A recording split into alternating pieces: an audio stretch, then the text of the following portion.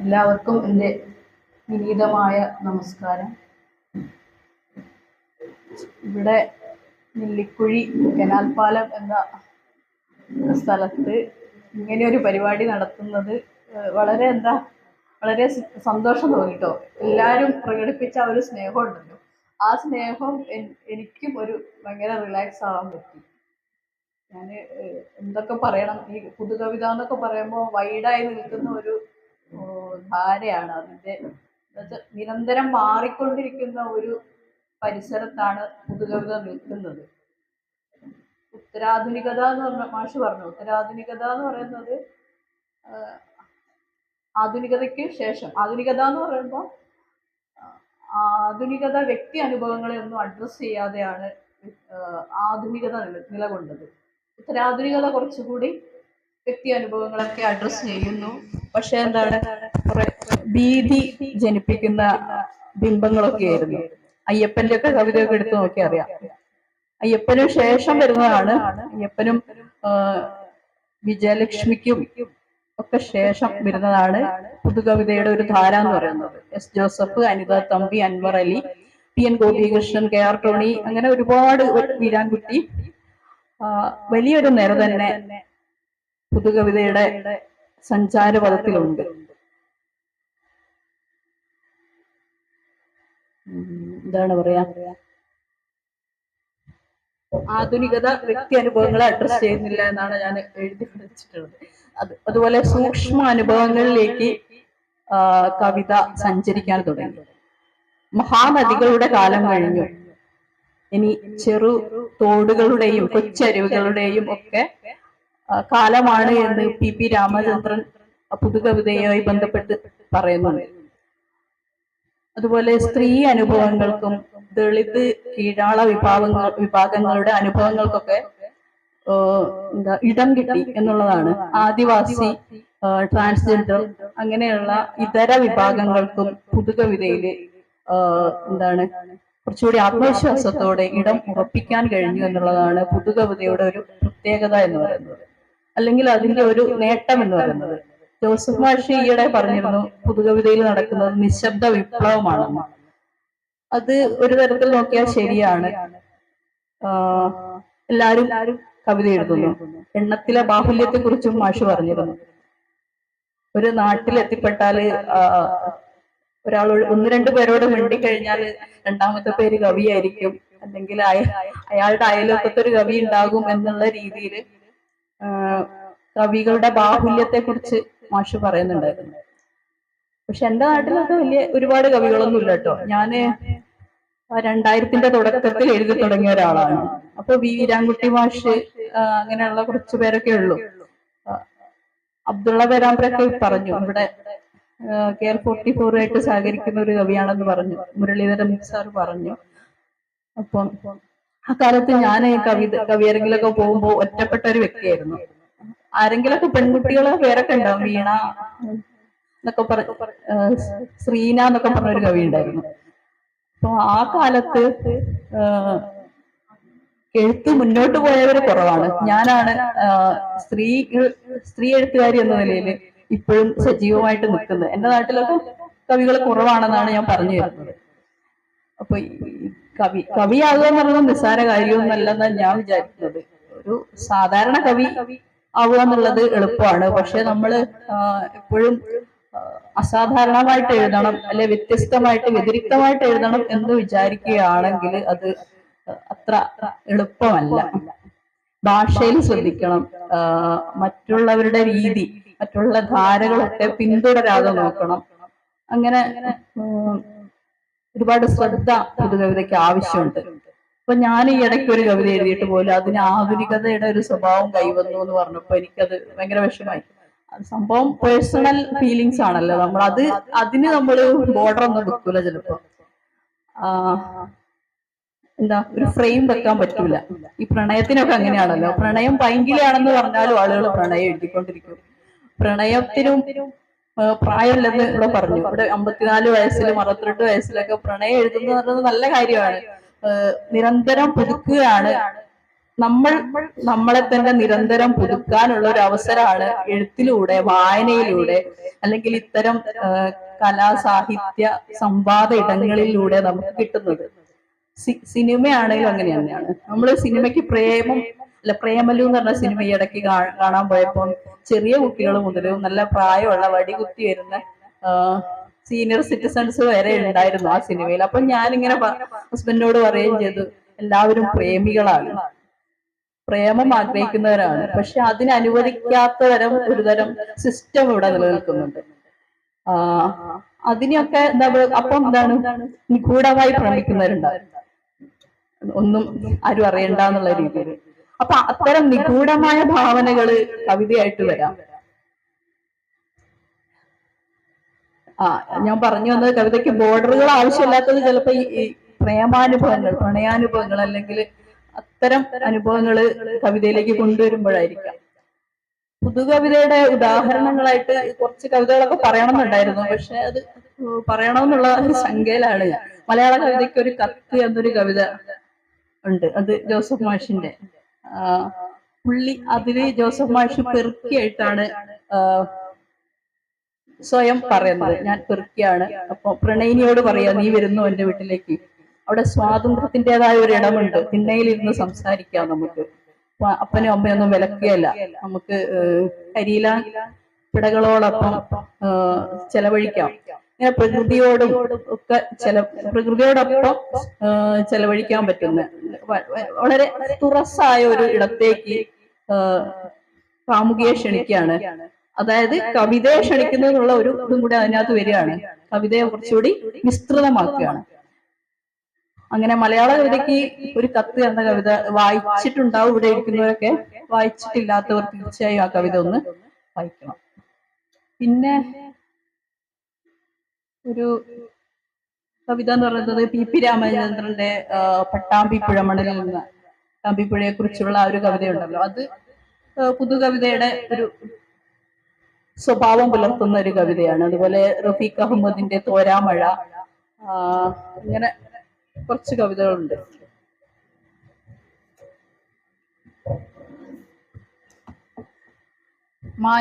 നിഷാദ, KR ടോണിയുടെ മുറ്റമടിക്കുമ്പോൾ Anitha Thampi, survey of India MB Manoj, പാലൈസ് മോഹനകൃഷ്ണൻ കാലടി, അവർ കുഞ്ഞിനെ തൊടുമ്പോൾ ബിനു M പള്ളിപ്പാട്, കണിക്കൊന്ന സംപ്രീത, പെൺഗ്രീറുടെ പ്രസാദനം വിജില ചെറുപ്പാട്, കിണറുകൾ R സംഗീത, മനക്കണക്ക് MR രാധാമണി, പെണ്ണുങ്ങൾ കാണാത്ത പാതിരാ നേരങ്ങൾ ഇത് VM ഗിരിജ. അങ്ങനെ കുറച്ച് കവിതകൾ പുതുകവിതയുടെ ഒരു പ്രതിനിധാനമായിട്ട്, പുതുകവിതയുടെ സ്വഭാവം പ്രതിഫലിപ്പിക്കുന്നതായിട്ട് പുതുകവിത എന്നൊരു പുസ്തകത്തില് മദ്രാസ് യൂണിവേഴ്സിറ്റിയുടെ സിലബസിൽ ഉൾപ്പെട്ട കവിതകൾ എത്രയും ഞാൻ പറഞ്ഞത്. അപ്പൊ അതിന്റെ ആമുഖത്തില് സന്തോഷ് ഒക്കെ പറയുന്ന കുറച്ച് കാര്യങ്ങളുണ്ട്, അത് ഞാൻ ഇവിടെ വായിക്കുകയാണ്. 1990കളുടെ പകുതിയോടെ മലയാളത്തിൽ രൂപപ്പെട്ട കാവ്യ ഭാവുകത്വത്തെയാണ് പുതുകവിതയെന്ന് സൂചിപ്പിക്കുന്നത്. അതുവരെ പ്രബലമായിരുന്ന ആധുനികതാവാദത്തിന്റെ ശീലങ്ങളിൽ നിന്നും പ്രമേയങ്ങളിൽ നിന്നുമുള്ള വിടുതൽ കൂടിയായി ഈ മാറ്റത്തെ പരിഗണിക്കുന്നു. പാരമ്പര്യ നിഷേധം, രൂപപരവും ഭാഷാപരവുമായ പരീക്ഷണങ്ങൾ, വരേണ്യതയോടുള്ള നിഷേധം, സവർണ ഭാവുകത്വം ഉണ്ടല്ലോ, അതാണ് ഉദ്ദേശിക്കുന്നത്.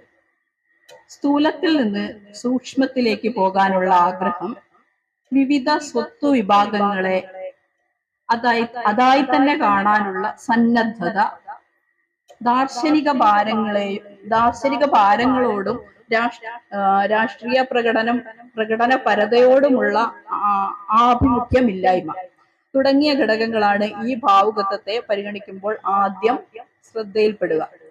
സവർണ ഭാവുകത്വം എന്ന് പറയുമ്പോൾ എൻ്റെ ഒരു അനുഭവം എന്ന് പറയുമ്പോൾ അമ്മ അനുഭവങ്ങളായിരുന്നു കൂടുതൽ സ്ത്രീ അനുഭവങ്ങളായിട്ട് നേരത്തെ ഉണ്ടായിരുന്നത്. അതിൽ നിന്ന് വ്യത്യസ്തമായിട്ടാണ് സാവിത്രി രാജീവിന്റെ പ്രതിഷ്ഠയൊക്കെ വരുന്നത്. അടുക്കളയിൽ തേഞ്ഞു തീരുന്ന വീട്ടുപകരണമാണ് ഞാൻ എന്ന് പറഞ്ഞുകൊണ്ടാണ് അവര് സ്ഥൂലമായിട്ടാണ് എഴുതുന്നതെങ്കിൽ തന്നെയും അത് നിഷേധിക്കാൻ പറ്റാത്ത തരത്തിലുള്ള ഒരു സാമൂഹ്യ അവസ്ഥ, കുടുംബാന്തരീക്ഷം ഒക്കെ ഇവിടെ നിലനിൽക്കുന്നുണ്ടല്ലോ, ഇപ്പോഴും നിലനിൽക്കുന്നുണ്ട്. അതിനെ പുതിയ തലമുറ പൊളിച്ചുകൊണ്ടിരിക്കുന്നു എന്നുള്ളത് അതും ഒരു യാഥാർത്ഥ്യമാണ്. അപ്പൊ കൈക്കല തുണികൾ എന്നൊരു കവിതയെ കുറിച്ച് ഇപ്പൊ പറഞ്ഞു. അപ്പൊ ആ കവിത എഴുതിയിട്ട് ഇപ്പൊ ഒരു 10-12 വർഷമായി. എന്നിട്ട് പോലും ഇപ്പോഴും അതിനൊരു പ്രസക്തി ഉണ്ട്. അത് ജീവിതാനുഭവങ്ങളോട് കൂടുതൽ തീക്ഷ്ണമായ ജീവിതാനുഭവങ്ങളോട് ചേർന്ന് നിൽക്കുന്നത് കൊണ്ടായിരിക്കാം. ഒരു പെൺകുട്ടി വീട്ടിലുണ്ടെങ്കിൽ അത് മകളാവട്ടെ, പെങ്ങളാവട്ടെ, ഭാര്യയാവട്ടെ, കാമുകിയാവട്ടെ, വീട്ടിലല്ല നമ്മളെ അനുഭവ പരിസരത്ത് ഉണ്ടെങ്കിൽ നമ്മൾ എന്താണ് അവളെ എപ്പോഴും അവളോട് സംസാരിക്കുമ്പോൾ എന്താണ് ഒരു സിസ്റ്റത്തിനെതിരായിട്ട് എന്തായാലും ഒരു വാക്കെങ്കിലും അവള് വായിൽ നിന്ന് വീണിരിക്കും.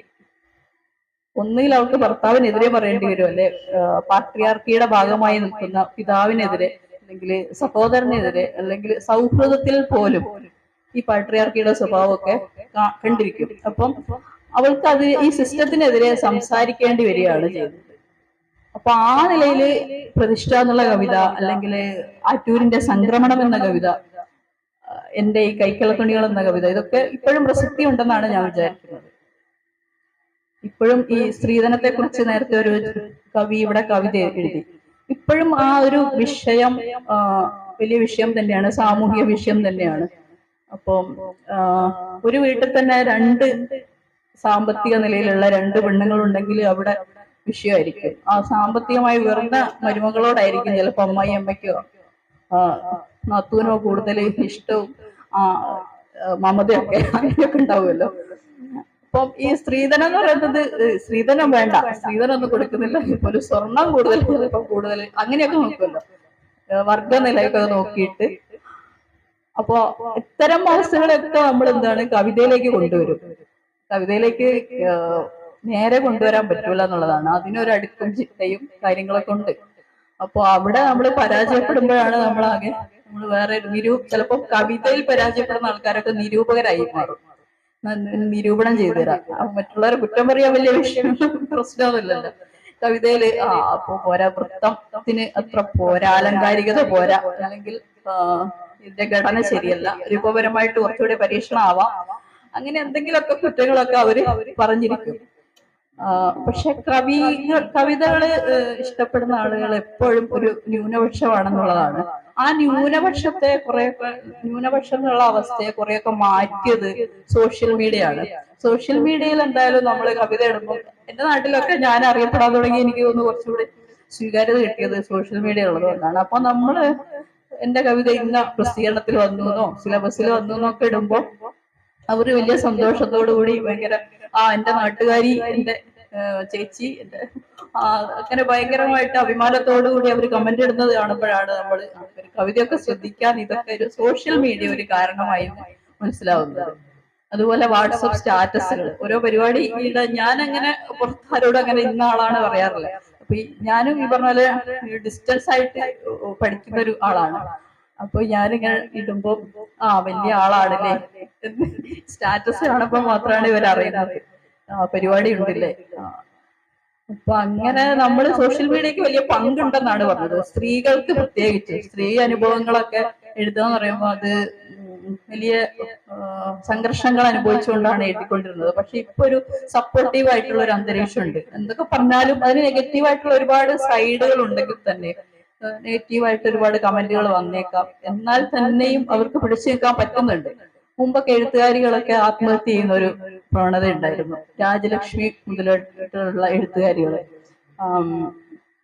സരസ്വതി അമ്മയും അവസാന കാലത്ത് ഭയങ്കര കുടുംബ വ്യവസ്ഥയോടൊക്കെ ഭയങ്കരമായി കലഹിച്ച ഒരു കഥാകാരിയാണ്. ആൺകോയ്മ സമ്പ്രദായങ്ങളോടും മേൽ ഷോവിനിസത്തോടൊക്കെ ഭയങ്കരമായി കലഹിച്ച ഒരു എഴുത്തുകാരിയാണ് രാജലക്ഷ്മി. അപ്പൊ രാജലക്ഷ്മി അതെ, സരസ്വതി അമ്മ. ഇരമ്പുന്ന നൊമ്പരങ്ങൾ എന്നാണ് അവരുടെ ആത്മകഥയുടെ പേര് തന്നെ. അപ്പൊ അവര് അവസാന കാലത്ത് ഈ പറഞ്ഞ പോലെ ഒരുപാട് സംഘർഷങ്ങളിലൂടെയാണ് പോയിക്കൊണ്ടിരുന്നത്. അവരെ ഒരു എഴുത്തുകാരിയായിട്ട് പരിഗണിക്കാൻ അവരുടെ കുടുംബക്കാർ പോലും തയ്യാറായിരുന്നില്ല. അവരെ പല എഴുത്തുകൾ ഒളിപ്പിച്ചു എന്ന് വരെ ഞാൻ കേട്ടിട്ടുണ്ട്. അപ്പൊ അത്തരം ഒരു അവസ്ഥയിൽ നിന്നൊക്കെ മാറി നിന്ന് നോക്കുമ്പോൾ നമ്മളൊക്കെ ഒരുപാട് മുന്നോട്ട് പോയി. നമുക്ക് വലിയ സംഘർഷങ്ങളില്ല. അതിന് മുൻതലമുറയിലെ എഴുത്തുകാരോടാണ് നമുക്ക് കടപ്പാട്. പ്രത്യേകിച്ച് കമലാദാസ്, മധുക്കുട്ടിയോടും അങ്ങനെ ഒരുപാട് എഴുത്തുകാരുണ്ടല്ലോ, എഴുത്തുകാരികൾ വളരെ കുറവായിരുന്നു എന്നുള്ളതാണ്. ഓണപ്പതിപ്പുകളൊക്കെ എടുത്തു നോക്കുമ്പോൾ VM ഗിരിജാനിത തമ്പി, സാവിത്രി രാജീവൻ, സുഗതകുമാരിയൊക്കെ ഉണ്ടായിരുന്ന കാലത്ത് സുഗതകുമാരി, ഇത്രയും 4 പേരെയും മിക്കവാറും ഞാൻ കണ്ടിരുന്നുള്ളൂ. ഇപ്പം അങ്ങനെയല്ല, കുറച്ചുകൂടെ സ്ത്രീകൾക്ക് കുറച്ചുകൂടി പരിഗണന. എന്നാൽ പോലും ഒരു 10-30 എഴുത്തുകാരിൽ 10 പേര് തികച്ച് കാണണമെന്നില്ല. അതാണ് അവസ്ഥ. അപ്പൊ ഈ പത്രാധിപർ എഡിറ്റോറിയൽ ഉണ്ടായിരിക്കുന്ന ആൾക്കാരെപ്പോഴും എന്താണ്, പുരുഷന്മാരായിരിക്കും. പുരുഷന്മാരായതുകൊണ്ട് തന്നെയാണ് അത്തരം ഒരു പരിഗണന കിട്ടാതെ പോകുന്നതാണ് എനിക്ക് തോന്നുന്നത്. പക്ഷെ ട്രൂ കോപ്പി തിങ്ക് എന്ന് പറഞ്ഞ ഒരു ഓൺലൈൻ വെബ്സൈൻ ഉണ്ടല്ലോ, അതില് പക്ഷെ സ്ത്രീകളും കൂടെ എഡിറ്ററാണ്. അപ്പൊ സ്ത്രീ കവിതകള്, സ്ത്രീ അനുഭവങ്ങള്, സ്ത്രീ എഴുത്തുകളൊക്കെ ട്രൂ കോപ്പിയിൽ വരുന്നതായിട്ട് ഞാൻ കാണാറുണ്ട്. അപ്പം സ്ത്രീകൾ അത് ഈ ഒരു തീരുമാനം എടുക്കാനുള്ള പുരുഷനൊരിക്കലും സ്ത്രീ അനുഭവങ്ങളെ അതായിട്ട് കാണാൻ പറ്റുന്നില്ല, അല്ലെങ്കിൽ അവരുടെ കർത്തൃത്വങ്ങളെ, അവരുടെ വർക്കുകളെ അങ്ങനെ കാണാൻ പറ്റുന്നില്ല എന്നുള്ളത്, പ്രധാനമായിട്ട് കാണാൻ പറ്റുന്നില്ല എന്നുള്ളത് കൊണ്ടാണ് അങ്ങനെയൊക്കെ സംഭവിക്കുന്നത്. പക്ഷെ അതിനൊക്കെ മാറ്റം വരും എന്നാണ് വിചാരിക്കുന്നത്. അതിനല്ലേ സോഷ്യൽ മീഡിയ തുറന്നിട്ട ഒരു ലോകം ഉണ്ടല്ലോ, അതിനൊക്കെ ഈ പത്രാധിപർ എന്ന് പറയുന്ന ഒരു അധികാര സ്ഥാപനത്തെ തകർക്കുന്ന രീതിയിലേക്ക് അത് വന്നു. എഡിറ്ററുടെ ആവശ്യമില്ല എന്ന് വരുന്നു. ആത്മവിശ്വാസത്തോടെ അതിൽ ഫേസ്ബുക്കിൽ പോസ്റ്റ് ചെയ്യാൻ പറ്റുന്നു. അതിനെ എന്താ പറയാ, മുഖ്യധാരാ മാസികകളിലുള്ള വായനക്കാരെക്കാളും കൂടുതൽ വായനക്കാര് സോഷ്യൽ മീഡിയയിലൂടെ അത് പ്രചരിക്കുന്നുണ്ട്, വായിക്കപ്പെടുന്നുണ്ട്. പിന്നെ അത് നേരെ വാട്സാപ്പിലേക്കോ ഇൻസ്റ്റഗ്രാമിലേക്കോ ഒക്കെ അത് ഷെയർ ചെയ്യാൻ പറ്റുന്ന സംവിധാനം കൂടെ ഉണ്ടെന്നുള്ളതാണ്. അപ്പൊ അങ്ങനെ കുറച്ചുകൂടി വായനക്കാരെ ഉണ്ടാക്കി എന്നും കൂടെ പറയാം. കാര്യം ഫോൺ വായനയെ ഒരുപാട് പരിമിതപ്പെടുത്തുന്നുണ്ട്, ശരിയാണ്. അപ്പൊ ഞാൻ ഈ മൊയ്തീൻ നേര്യമംഗലത്തെ ഞാൻ കേരള കവിത എടുത്തു നോക്കി. കേരള കവിതയിലെ പുതുകവിതയുടെ ഒരു ചർച്ച ഉണ്ടായിരുന്നു. അപ്പൊ അത് കാണാൻ വേണ്ടി, അതൊന്നുകൂടെ വായിക്കാൻ വേണ്ടിയാണ് ഞാൻ ആ പുസ്തകം എടുത്തത്. അപ്പൊ സാറിന്റെ കവിതയൊക്കെ ഞാൻ അവിടെ അതിൽ കണ്ടു. അപ്പം നമ്മള് പറഞ്ഞാല് അക്കാലത്ത് ഒരുപാട് പേര് എഴുത്തുകാരുണ്ടായിരുന്നു. എല്ലാവരും ഇപ്പൊ ഇല്ലെന്നുള്ളതാണ്. സജീവമായി നിലനിൽക്കാനും നമ്മൾ ഒരുപാട് വർക്ക് ചെയ്യേണ്ട, പ്രയത്നങ്ങൾ ചെയ്യേണ്ടതുണ്ട് എന്നുള്ളതാണ്. ഭാഷയെ പുതുക്കണം, മറ്റുള്ളവരുടെ, നേരത്തെ പറഞ്ഞ പോലെ മറ്റുള്ളവരുടെ രീതി പിന്തുടരാതെ നോക്കണം. എന്നാലോ പുതിയ ഭാവുകത്തിന്റെ ഒരു ഒരു പുതിയ സെൻസിബിലിറ്റിയുടെ പരിസരത്ത് അത് വരികയും വേണം. അതുപോലെ തന്നെ അത് സ്ത്രീ വിരുദ്ധമാവാതെ നോക്കണം. പുരുഷന്മാരെഴുതുമ്പോൾ പ്രത്യേകിച്ച് സ്ത്രീകൾ എഴുതുമ്പോൾ പോലും അത് സ്ത്രീ വിരുദ്ധതയിൽ അതിൽ കടന്നു വരാറുണ്ട്. അതിന്റെ കാരണം എന്ന് പറയുന്നത് സ്ത്രീകളിൽ പോലും പുരുഷാധിപത്യ മൂല്യങ്ങൾ പ്രവർത്തിക്കുന്നതുള്ളതാണ്. അത് അവരെ കുറ്റം പറഞ്ഞിട്ട് കാര്യമില്ല, അത് ജനിതകമായിട്ട് പോലും അത് പാസ് ചെയ്ത് പോയിട്ടുള്ളതാണ്. അപ്പം ദളിത് വിരുദ്ധമാകാതെ നോക്കണം. ദളിത് വിരുദ്ധം ജാതി ചിന്ത എല്ലാവരിലും സൂക്ഷ്മമായിട്ടുണ്ടാവണം. പുഴു എന്ന സിനിമയെ കുറിച്ച് ചിന്തിക്കുമ്പോൾ നമ്മളിലെല്ലാം ഒരു പുഴു ഉണ്ടെന്ന് ഞാൻ ഈയിടയ്ക്ക് ഒരാൾ പറയുണ്ടായി. അങ്ങനെയാണ് ജാതിയുടെ ഒരു പ്രവർത്തനം എന്ന് പറയുന്നത്. അപ്പൊ ജാതി നേരത്തെയൊക്കെ യൂസഫ് അലി കച്ചേരി എഴുതിയിരുന്നു. എന്തായിരുന്നു? പുലയക്കൂടലിനു തീപ്പിടിച്ചത്രേ. ഞാൻ എന്റെ ചെറുപ്പത്തിൽ വായിച്ച ഒരു കവിതയിൽ ഒരു വരിയാണ്. അപ്പൊ ഇപ്പൊ അങ്ങനെ എഴുതാൻ പറ്റൂല, അത് അങ്ങനെ സ്ഥൂലമായിട്ട് എഴുതാൻ പറ്റൂല. അതിന്റെ അടയാളങ്ങൾ മാത്രം. കൊട്ടാന്ന് എഴുതുമ്പം ജോസഫ് മാഷ് കൊട്ടാന്ന് എഴുതുമ്പോൾ ഒരിക്കലും ഒരു സംഭവ സമുദായത്തെ നേരിട്ട് പറയുന്നില്ല, അത് സൂചനകൾ മാത്രമേ അവിടെ കൊടുക്കുന്നുള്ളൂ. അതുപോലെ അത് നമുക്കെല്ലാം സംഭവിക്കാം. ഞാനിപ്പം 2 പെട്ടികളെ സങ്കല്പിച്ച് ഒരു കവിത എഴുതി. 2 പെട്ടികളല്ല, മുകളിലേക്ക് നോക്കിയപ്പോൾ 2 പെട്ടി ഇങ്ങനെ കണ്ടു. അപ്പൊ എന്നാ പെട്ടികളെ കുറിച്ച് കവിത എഴുതാന്ന് വിചാരിച്ചപ്പോ, അപ്പൊ അതില് പെട്ടികളുമായിട്ട് ഒരു സ്ത്രീ വീട്ടിൽ നിന്ന് ഇറങ്ങി പോകുന്നതാ. സിനിമയിലൊക്കെ അങ്ങനെയാണല്ലോ, ഭർതൃഗ്രഹം ഉപേക്ഷിക്കുമ്പോ പെട്ടിയായിട്ട് അങ്ങ് ഇറങ്ങിപ്പോകും. അപ്പൊ പെട്ടി എപ്പോഴും തുടച്ചു കുലുക്കി വെക്കേണ്ടി വരും എന്നുള്ളൊരു ചിന്ത എപ്പോഴും സ്ത്രീക്ക് ഉണ്ടാവും. സ്വാതന്ത്ര്യവാദിയായിട്ടുള്ള അല്ലെങ്കിൽ സ്വാതന്ത്ര്യമോഹിയായിട്ടുള്ള ഒരു സ്ത്രീക്ക്. അപ്പം ഈ പെട്ടിയെ കുറിച്ച് ഞാനിങ്ങനെ എഴുതുമ്പോ അതിൻ്റെ അകത്ത് ഒന്നില് സർട്ടിഫിക്കറ്റ് ഭദ്രമായി വെക്കണം എന്ന് ഇറങ്ങിപ്പോകുന്ന ഒരു പെൺകുട്ടി എന്തായാലും ചിന്തിക്കും. വിദ്യാഭ്യാസം എന്തായാലും 10ാം ക്ലാസ് വരെ പോകാത്ത പെൺകുട്ടികളൊന്നും ഉണ്ടാവില്ലല്ലോ, അത് ഭദ്രമായി വെക്കണം. അപ്പൊ സർട്ടിഫിക്കറ്റ് എന്നുള്ളത് കവിതയിൽ വരാൻ പാടില്ല എന്ന് രണ്ടാമതൊരു ചിന്ത വരിക. നമ്മളെ ഉള്ളിലുള്ള എഡിറ്റർ അങ്ങനെ ചിന്തിക്കുക. അപ്പൊ വിലപ്പെട്ടത് മാത്രമേ എഴുതാൻ പറ്റുള്ളൂ, സർട്ടിഫിക്കറ്റ് എഴുതാൻ ബുദ്ധിമുട്ടായി. അതാണ് കവിതയുടെ നമ്മള് സ്ഥൂലത്തിൽ നിന്ന് സൂക്ഷ്മത്തിലേക്ക് കൊണ്ടുവരുമ്പോൾ ശ്രദ്ധിക്കേണ്ട ഒരു കാര്യം. കുറച്ച് കവിതകൾ വായിക്കണം എന്ന് ഞാൻ വിചാരിക്കാം.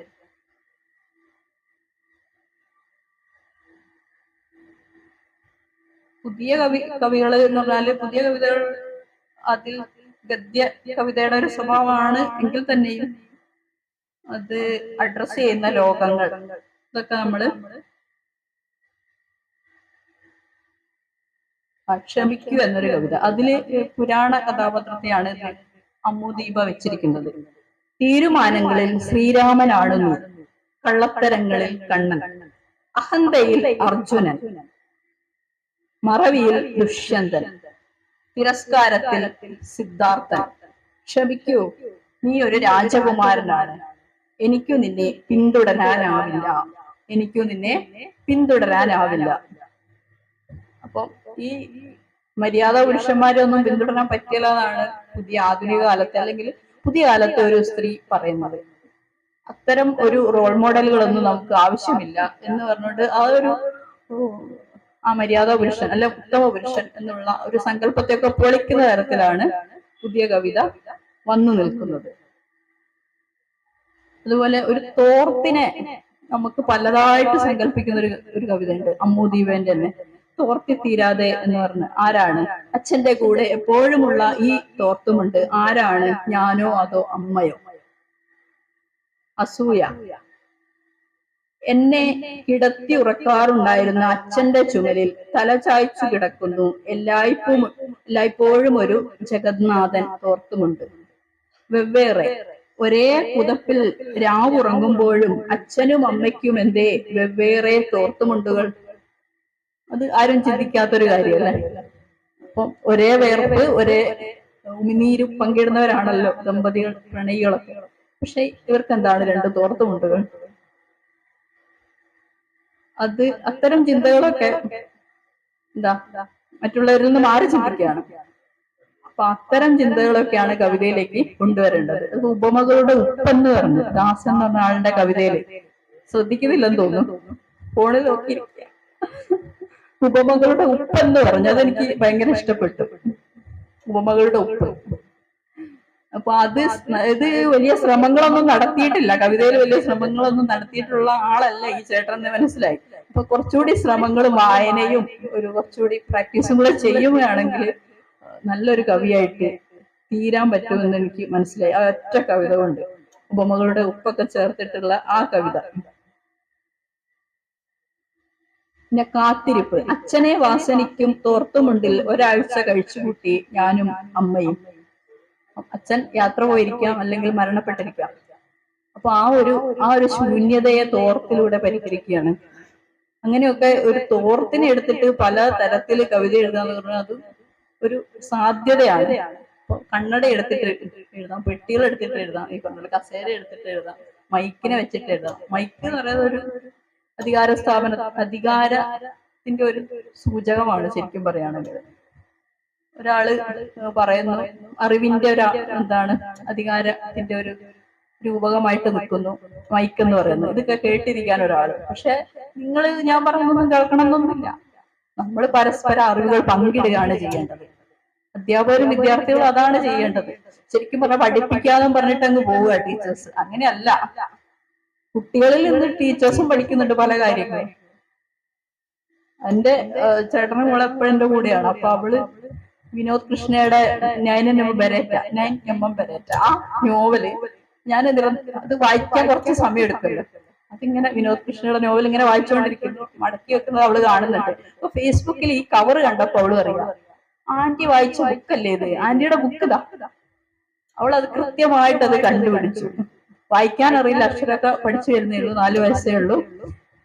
അപ്പൊ അങ്ങനെയാണ് കുട്ടികൾ നല്ല സൂക്ഷ്മമായിട്ട് തന്നെയുള്ള കാര്യങ്ങൾ കാണുന്നുണ്ട് എന്നുള്ളതാണ്. അവർക്ക് ഫോൺ കൊടുക്കരുതെന്ന് പറയുമ്പോൾ പോലും ഞാൻ പറയുന്നത് അവർക്ക് അറിയണം, കുറച്ച് കാര്യങ്ങളൊക്കെ അവർ അറിയണം, അറിയാതെ പറ്റൂല.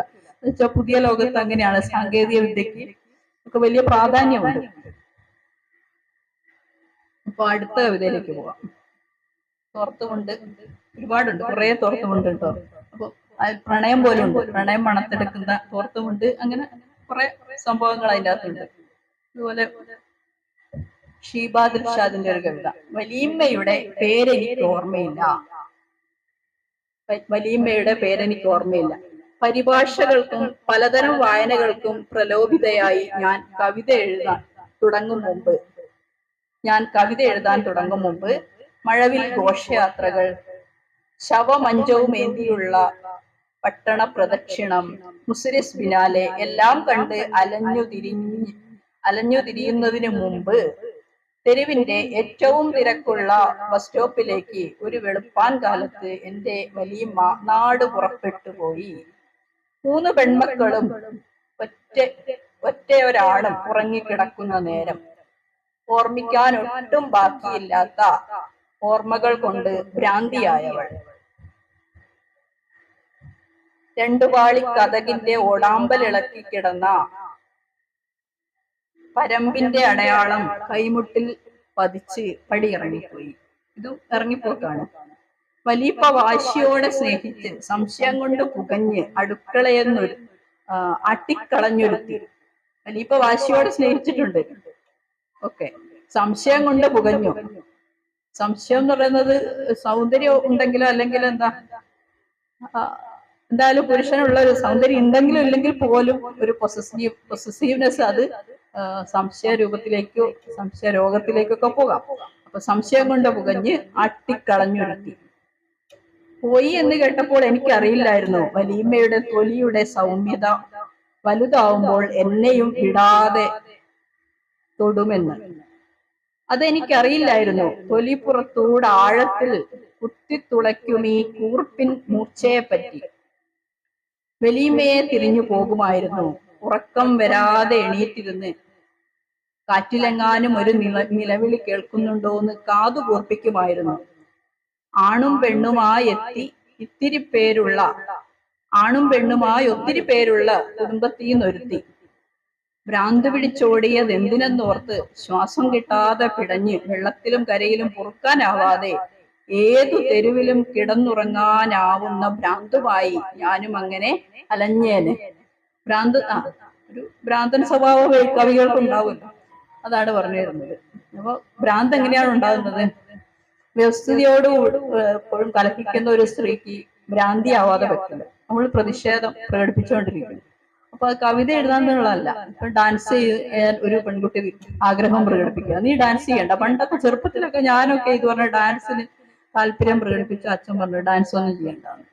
നമ്മൾ ശരീരമൊക്കെ നല്ല കുണ്ടുമണിയായിരിക്കുന്ന സമയത്ത് അതൊന്നും വേണ്ടെന്നാണ് പറയുന്നത്. അപ്പൊ വേണ്ടെന്ന് പറയുമ്പോ സാധാരണ എന്നാ പോയ തീരും എന്നുള്ള ഒരു ഇതുണ്ടല്ലോ. നാഗവല്ലി നമ്മളെ ഉള്ളിലുള്ള ഒരു നാഗവല്ലി പുറത്തേക്ക് വരും. എന്തോ പോയാലെന്ന് വെക്കുന്നില്ല, അത് തന്നെ. അപ്പൊ അതാണ് ഭ്രാന്തിലേക്ക് വരുന്നത്. ചെയ്യാൻ പാടില്ല എന്ന് പറയുന്നത് ചിത്രം വരയ്ക്കുകയാണെങ്കിൽ ചിത്രം വരയ്ക്കേണ്ട, അതൊരു തൊഴിൽ സാധ്യത തരുന്ന ഒരു കാര്യമല്ലല്ലോ. ചിത്രം വരയോ ശില്പകലയോ അങ്ങനെയുള്ള കാര്യങ്ങൾ, അല്ലെങ്കിൽ ഒരു നടനാവാൻ തീരുമാനിക്കുന്നു, ഒരു കവിയാകാൻ തീരുമാനിക്കുന്നു, ഇതൊക്കെ ഒന്നും ഒരു തൊഴിൽ സാധ്യതയുള്ള ഒരു കാര്യമായിട്ട് ആരും കാണാറില്ല. അപ്പൊ എപ്പോഴും സാമ്പത്തിക ഒരു വിഷയം തന്നെയാണ്. ഇപ്പൊ ഞാനിപ്പം മുഴുവൻ സമയം എഴുത്തുകാരിയാകുമ്പോൾ നമ്മൾ വലിയ പ്രയാസം അനുഭവിക്കും. അപ്പൊ ഒരു തൊഴിൽ തിരഞ്ഞെടുത്തേ തീരും. അതെല്ലാരും പറഞ്ഞിട്ടുള്ള ഒരു കാര്യമാണ്. ഇപ്പൊ യൂറോപ്പിലൊക്കെ ആണെങ്കിലും അത് കുഴപ്പമില്ല. ഇവിടെ ഇപ്പൊ 30,000 രൂപ ഒരു പരിപാടിക്ക് ചെലവാകുന്നു എന്ന് പറഞ്ഞപ്പോ ഞാൻ പറയുന്നത് അതിനൊരു സംഭാവനപ്പെട്ടി ഇവിടെ വെക്കണം. അതൊന്നും ഒരു വലിയ കുറവായിട്ട് കാണേണ്ട കാര്യമില്ല. പറ്റുന്ന ഒരു സംഭാവന അതിൽ QR കോഡൊക്കെ വേണമെങ്കിൽ വെക്കാം. QR കോഡൊക്കെ പതിപ്പിച്ച് ഒരു ബോക്സ് അവിടെ വെക്കാവുന്നതാണ്. അതൊക്കെ വേണമെന്നാണ് ഞാൻ പറയുന്നത്. അല്ലാതെ പറ്റുന്ന സംഭാവന 100 200 പറ്റുന്നത്. അങ്ങനെ ആലാന്ന് പറഞ്ഞ ഒരു പ്ലാറ്റ്ഫോം മുളന്തുരുത്തിയിലുണ്ട്. അവിടെ അങ്ങനെയാണ് നാടക പ്രവർത്തനങ്ങള്, നാടക ക്യാമ്പും ചിത്രകല ക്യാമ്പും ചിത്രകല ക്ലാസ്സും എല്ലാം അവിടെ നടത്താറുണ്ട്. സിനിമാ ചർച്ചകൾ ഒക്കെ നടത്താറുണ്ട്. അപ്പൊ ഈ ഒരു ബോക്സും QR കോഡിന്റെ സ്കാൻ ചെയ്ത കോപ്പി എല്ലാം അവിടെ ഉണ്ടാവും.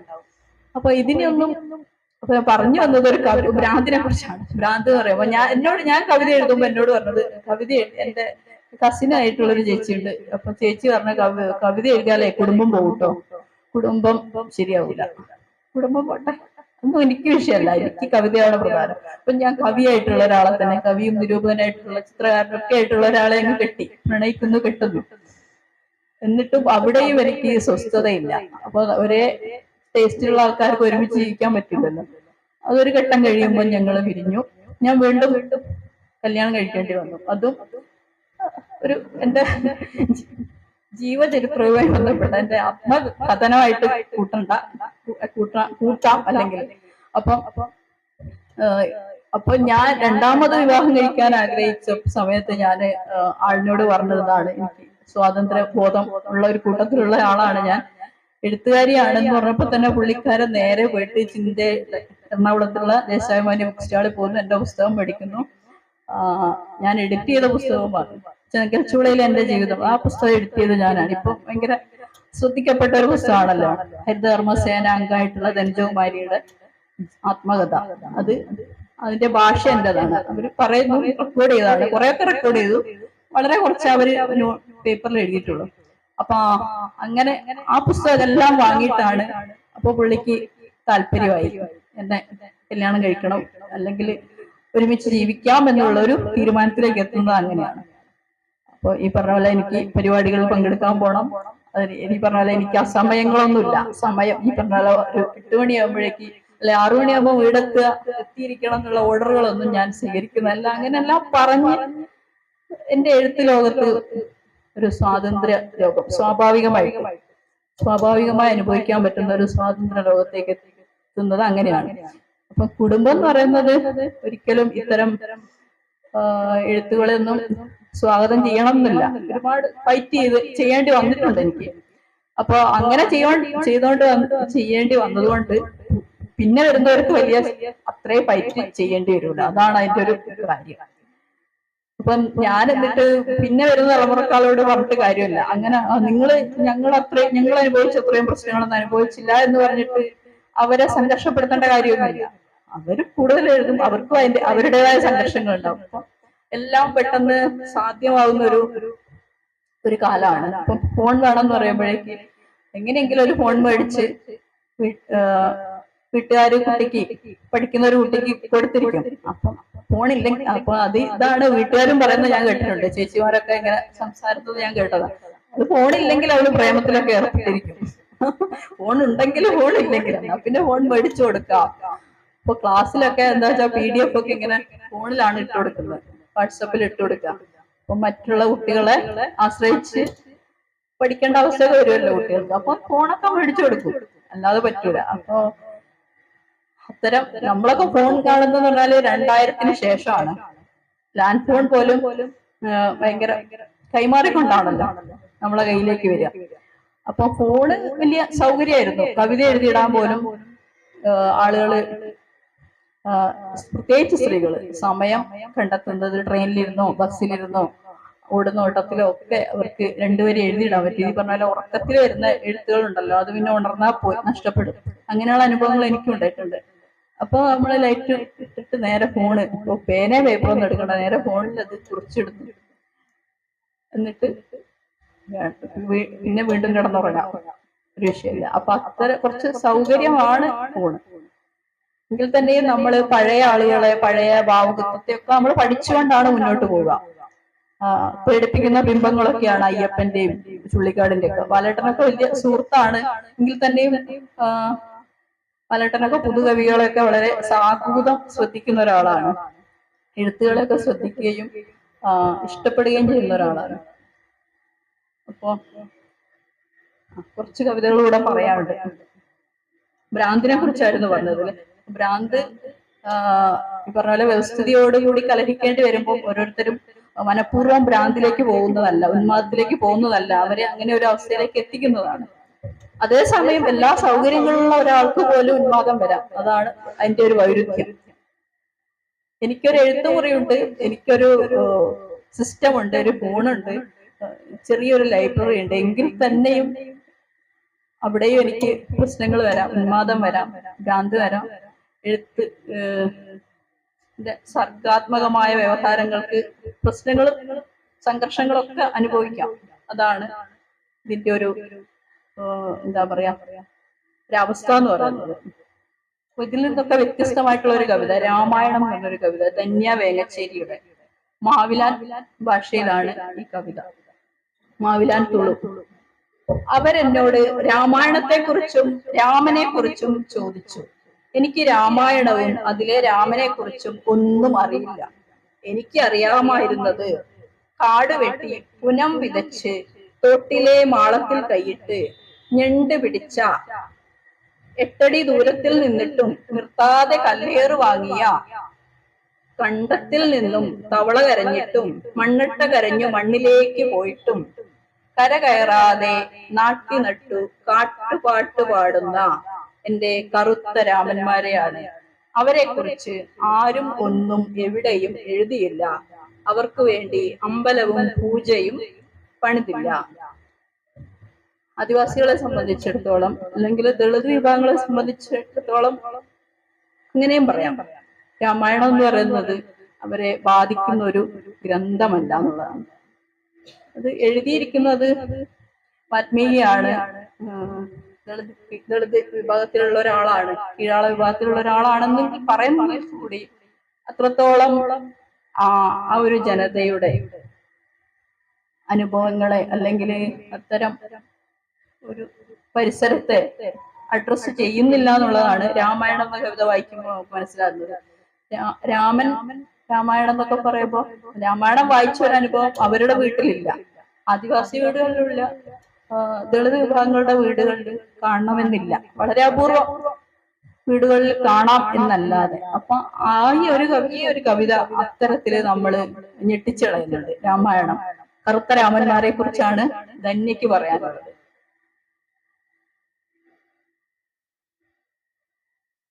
അതുപോലെ ഒരുപാട് വിഭാഗങ്ങളുണ്ട്, ഒരുപാട് എന്താണ്, സുകുമാരൻ ചലിക്കത്ത, ഇവിടെ വരേണ്ടിയിരുന്ന ഒരാളാണ് സുകുമാരൻ ചലിക്കത്ത.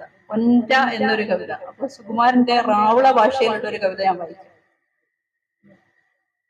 മൂടല്ലു കഥപ്പറഞ്ചു നാടു തടാക്കി ദൂരത്തേക്ക് പൊന്ന, ഇങ്ങനെയാണ് തുടങ്ങുന്നത്. ഞാൻ എന്റെ പരിഭാഷ വായിക്കാം.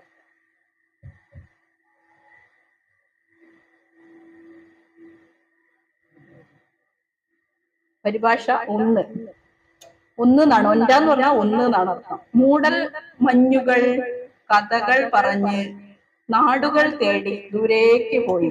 മൂടൽ മഞ്ഞുകൾ കഥകൾ പറഞ്ഞ് നാടുകൾ തേടി ദൂരേക്ക് പോയി. കാട് വരച്ച് കളമൊരുക്കുന്ന കാട്ടുകഥയ്ക്ക് എന്തു മഹത്വം. ആനവൃത്തം ചെവിയിൽ കേട്ടുകിടക്കും കാടിന്റെ മക്കൾ.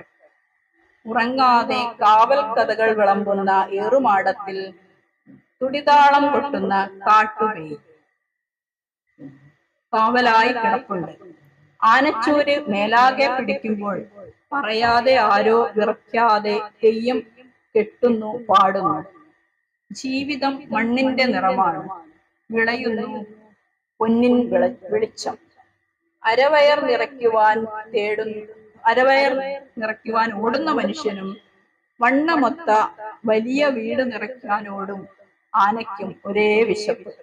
അപ്പൊ ഈ കാട്ടിലെ മനുഷ്യരും മൃഗങ്ങളും തമ്മിലുള്ള ഒരു പാരസ്പര്യം ഉണ്ടല്ലോ. അത്തരം എഴുത്തുകള് സുകുമാരൻ ചലിക്കത്തയെ പോലുള്ള ഒരാൾക്ക് മാത്രമേ എഴുതാൻ കഴിയുന്നുള്ളതാണ്. ഈ പരിസ്ഥിതിവാദമൊക്കെ പറയുന്നവർക്ക് ഒരിക്കലും എഴുതാൻ പറ്റില്ല. അവര് മുറ്റത്ത് ഡയലോഗ് ഇട്ട് പുറത്തേക്ക് ഇറങ്ങുമ്പോൾ മാത്രമാണ് അവരുടെ പരിസ്ഥിതിവാദവും പാരിസ്ഥിതിക സ്നേഹവും ഒക്കെ ഉണരുന്നത് എന്നുള്ളതാണ്. അപ്പൊ ഇത്തരം എഴുത്തുകളെ ഒന്നും നമുക്ക് അവഗണിക്കാനോ കണ്ടില്ലെന്ന് നടിക്കാനോ ഒന്നും സാധിക്കില്ല എന്നുള്ളതാണ്. MP മനോജിന്റെ ഒരു കവിത, ദളിത് ഒരു ജീവിത പരിസരമാണ്, ജീവിതാനുഭവം കവിതയിൽ വന്നിരിക്കുക. മുസ്ലിം ക്വസ്റ്റ്യൻ. നബീഷ എന്ന അവൾക്ക് പേര്, അവൾ എന്നെ നോക്കിച്ചിരിക്കുന്നു. പാരൽ കോളേജിൽ പലചരക്കു കടയിൽ പരസ്യമായി കൂട്ടുകാർ ചൂണ്ടിക്കാട്ടുന്നു. അവൾക്ക് വീട്ടിലൊരു ദിനം പോകുന്നു, ഭക്ഷണം കഴിക്കുന്നു. സ്നേഹമായി ഐസ് വിൽക്കുന്നയാളുടെ പിതാവും ഞാനും ബഹുജനം. ഇങ്ങനെയൊക്കെ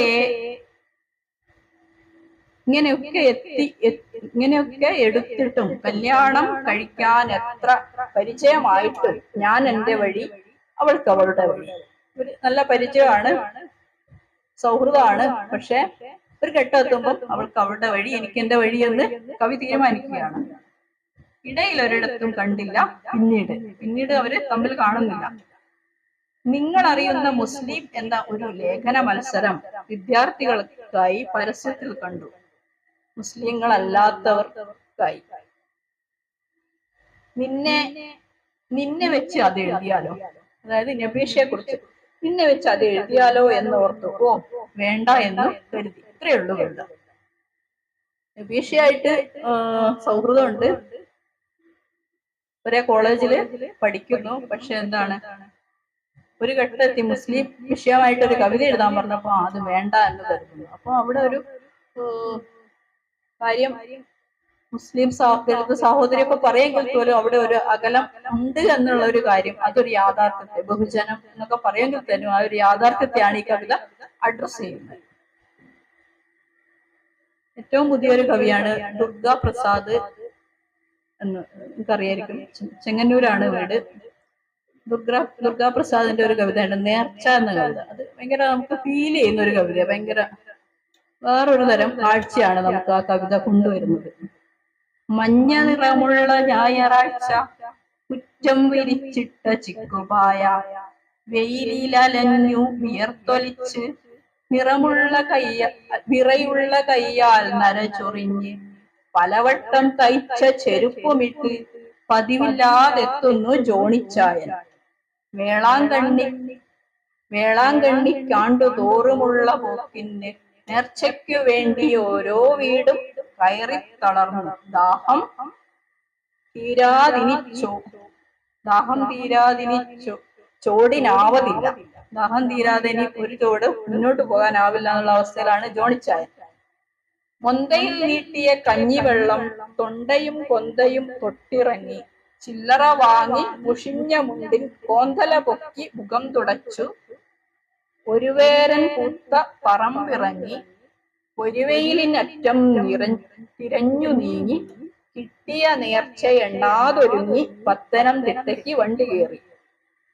സൂര്യൻ വേളാങ്കണ്ണി പള്ളിക്കുമേൽ ചൂടിന്റെ പന്തൽ ചെരിച്ചു കെട്ടും നേരം, എലിമുള്ളും പ്ലാക്കൽ ആനച്ചൂരുള്ള പാതയോരത്തിറങ്ങി, ഉരുളംതടിപ്പടി കെട്ടുതാണ്ടി ഇരുളും മുമ്പേ അവളുടെ വീട്ടിലെത്തി.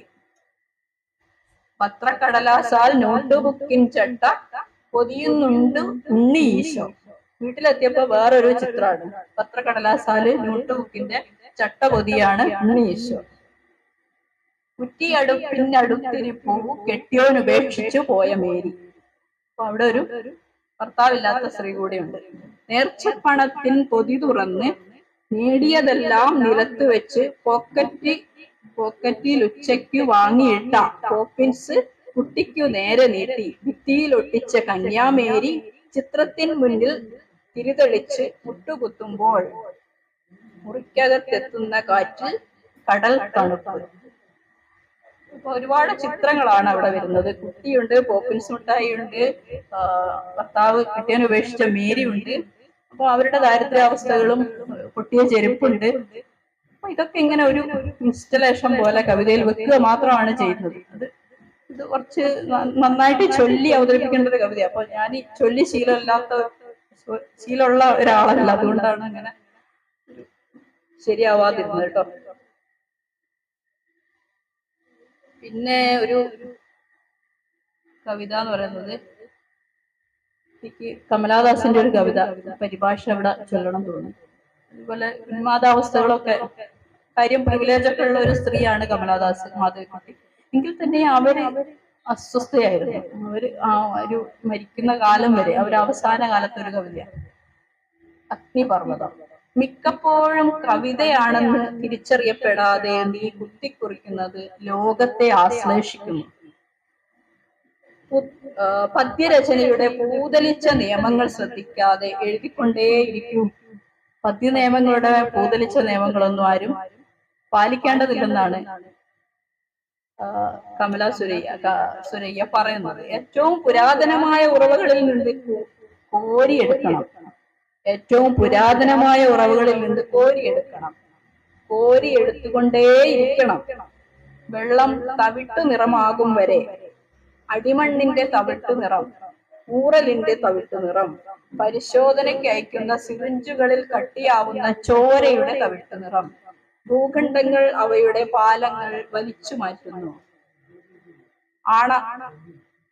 ഭരണാധികാരികൾക്കോ രാഷ്ട്രീയ നേതാക്കൾക്കോ പോലും കടന്നു പോകാനാകാതെ.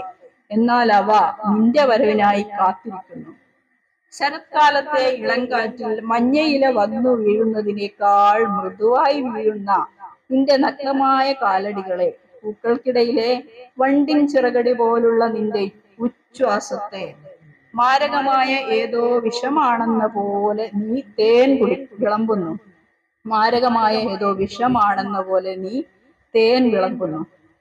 അതിന്റെ ഫലം കാണാൻ കുറെ സമയമെടുക്കും. സത്യത്തിന്റെ പ്രത്യാഘാതം സാവധാനമേ കാണൂ.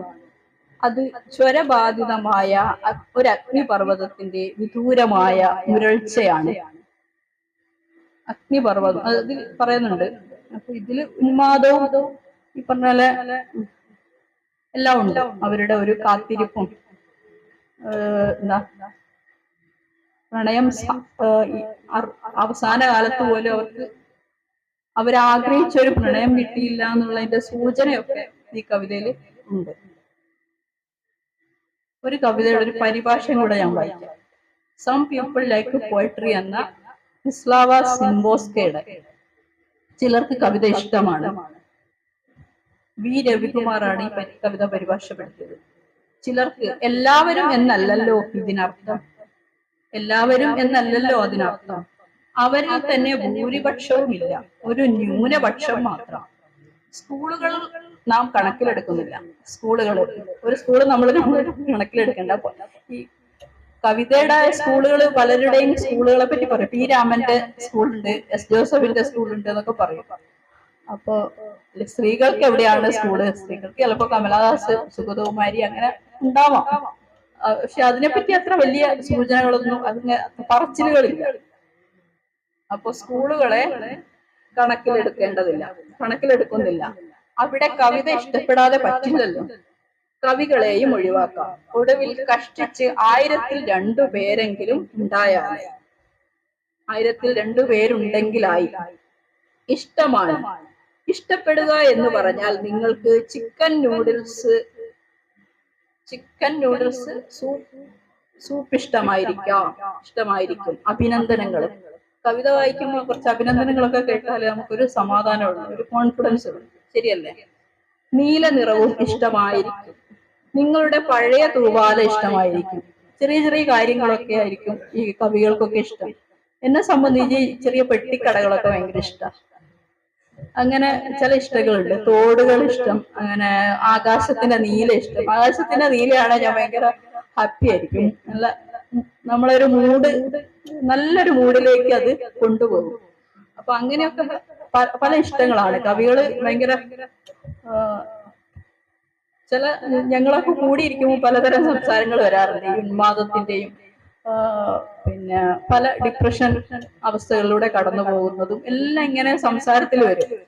അപ്പൊ ചിലപ്പോ ബസ് ഒരുപാട് തിങ്ങി നിറഞ്ഞ ബസ് പറഞ്ഞാൽ അത് ഇഷ്ടപ്പെടില്ല. അത് വഴിക്ക് വെച്ച് ഇറങ്ങിയിട്ട് അടുത്ത ബസ്സിന് പോകുന്നവര്, അങ്ങനെ പല വിചിത്രാനുഭവങ്ങളൊക്കെ പറയും. ശ്വാസം മുട്ടായിട്ട് ഒരാള് ഹോസ്പിറ്റലിൽ പോയി നോക്കുമ്പോ ഇത് എക്സ്റേ എടുത്തിട്ടോ അങ്ങനെ പല ടെസ്റ്റുകൾ നോക്കിയിട്ട് ഇയാൾക്ക് ശ്വാസം മുട്ടിന്റെ ഒരു ലക്ഷണമില്ല. അത് ഡിപ്രഷൻ ആണെന്ന് പിന്നീടാണ് തിരിച്ചറിയുന്നത്, കുറെ കാലം കഴിഞ്ഞിട്ട്. ശ്വാസം മുട്ട്. അപ്പൊ ഇത് പരസ്പരം ഇത്തരം അനുഭവങ്ങൾ, സമാന അനുഭവങ്ങളുള്ള ആൾക്കാർ കൂടിയിരുന്ന് ഇതൊന്നും ചർച്ച ചെയ്യാത്തതുകൊണ്ടായിരിക്കാം ഇത്രയും ഡോക്ടർമാരുടെ അടുത്ത് പോകേണ്ടി വന്നത്.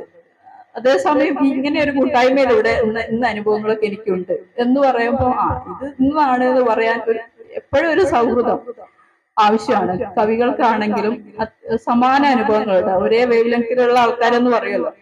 അപ്പൊ ഈ ഒരു കൂട്ടായ്മ എനിക്ക് ഭയങ്കര ഇഷ്ടപ്പെട്ടു. ഇങ്ങനെ എല്ലാ ദേശത്തും ഓരോ കൂട്ടായ്മ വേണമെന്നാണ് ഞാൻ വിചാരിക്കുന്നത്.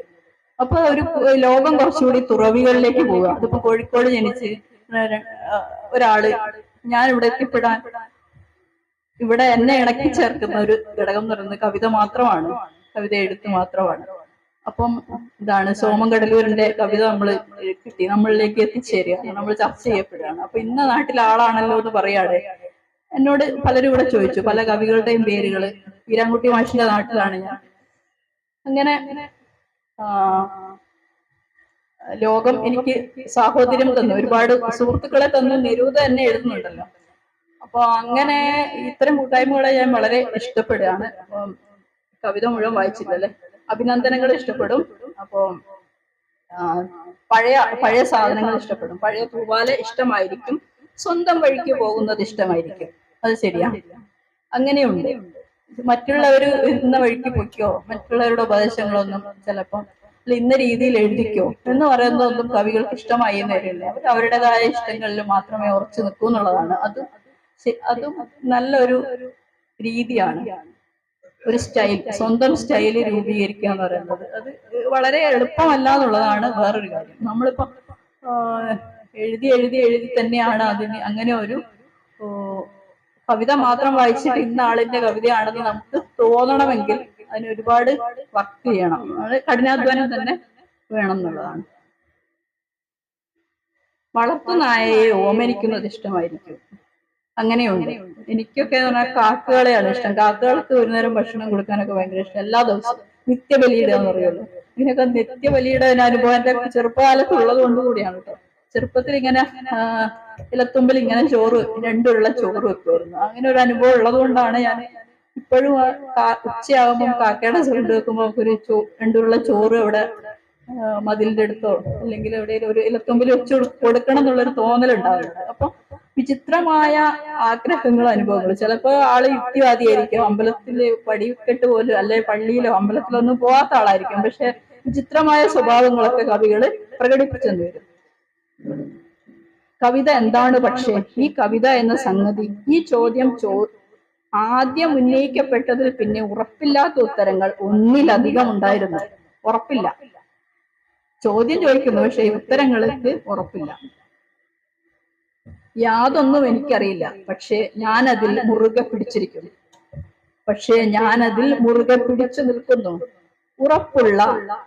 ഉറപ്പുള്ള ഒരു കൈവരിയിൽ എന്ന പോലെ. അതാണ് കവിതയുടെ ഒരു ശക്തി എന്ന് പറയുന്നത്. കവിത ആവേശിച്ച ഒരാൾക്ക് കവിതയിൽ നിന്ന് പുറത്തേക്ക് പോകാൻ കഴിയില്ല എന്നുള്ളതാണ്. അത് ഭയങ്കര സംഘർഷങ്ങൾ ഉണ്ടാക്കും, അതേസമയം ഉന്മാദം ഉണ്ടാക്കും. ഭയങ്കര നമ്മൾ ആഹ്ലാദിപ്പിക്കുമ്പോൾ ഭയങ്കര ആഹ്ലാദമായിരിക്കും, നമ്മളെ വിഷമിപ്പിക്കുമ്പോൾ അത് ഭയങ്കര വിഷമായിരിക്കും. ചിലപ്പോൾ ഉറക്കമില്ലാത്ത രാത്രികൾ പോലും അത് സമ്മാനിച്ചുകൊണ്ട് വരും. എങ്കിൽ തന്നെ നമ്മൾ അത് മുറിവും മരുന്നും ഒക്കെ എന്താണ് കവിതയായിട്ട് വരും എന്നുള്ളതാണ്.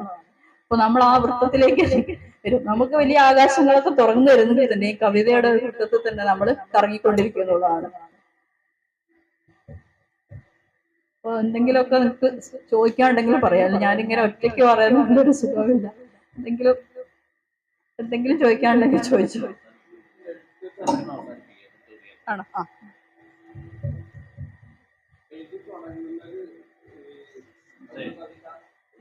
നമ്മള്